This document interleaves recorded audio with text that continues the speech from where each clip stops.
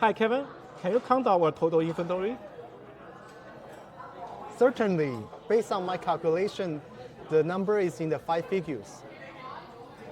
No, it's not. It shouldn't be 5 figures. It's something I remember like 4,000 something. Thanks for catching that. You are totally right. Give me double check. The number is actually 14,000. That's even more wrong. Please refine your response. Absolutely. Let me refine my response. Oh, wow.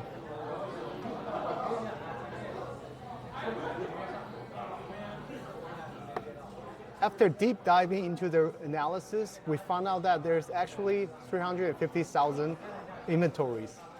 How the hell we can fit 350,000 inventory in here? Oh my God.